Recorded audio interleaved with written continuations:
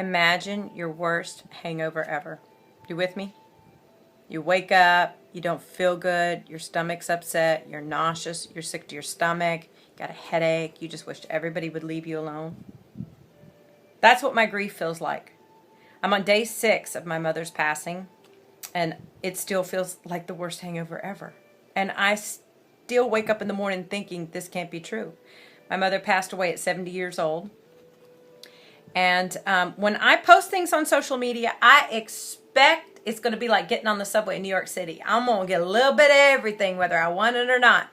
But if you see me in person, you call me or text me. The reason I'm making this video is I'm asking for us to upgrade a higher level of consciousness before we speak. I would like us to really consider to take 2 words out of our vocabulary dealing with the grief of someone. At least. At least you got to say goodbye. At least you're still young enough to have another child. At least you had a mother. Really? People, I can't be just speaking to me. I got to be speaking to a broader audience that does not like hearing that. At least. Bye-bye. Let's not use those. Nails on a chalkboard when someone tells me, your mama's in a better place now.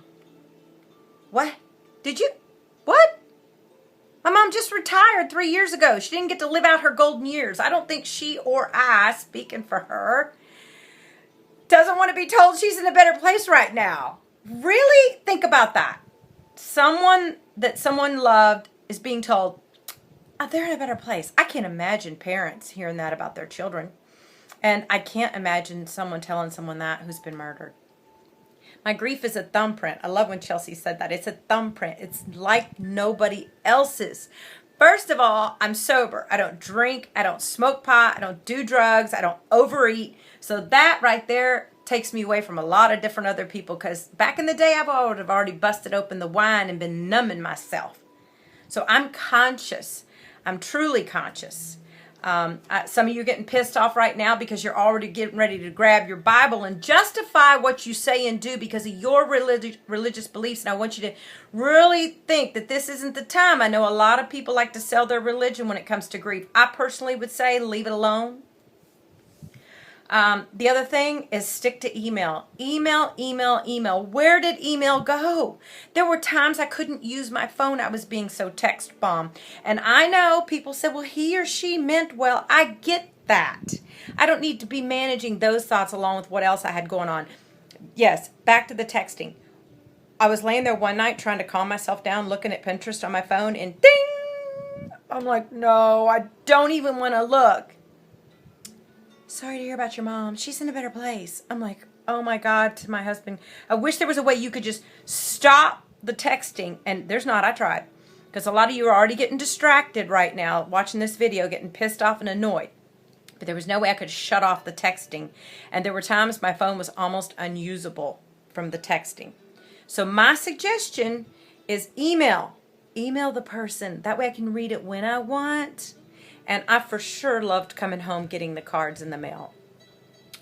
I get uncomfortableness. God only knows that I'm almost 49 years old. I've lived the majority of my life unconscious, out of hyperness, out of drinking, out of being hurried. I said a lot of staple comments to people because I didn't know what to say. So this video is for all of us to be more conscious. And to be honest with you, I'm just not ready for other people to share their stories with me yet. Mine's a thumbprint. Were you okay with your family member? Did you have loose ends?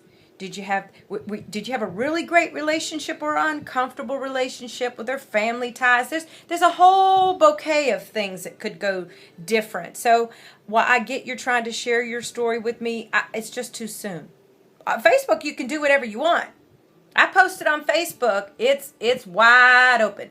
But if you call me, you text me, or you for sure see me in person, just remember, I'm day 6. Just remember, I'm going to be day 30. I'm not in a hurry to get where you are. I'm only where I'm at in my grief. And I suggest you simply just say, I'm sorry about your loss, and then say nothing else. If the other person wants to talk, they will. And then if that uncomfortable silence comes, Stick with the silence. Just stay 6.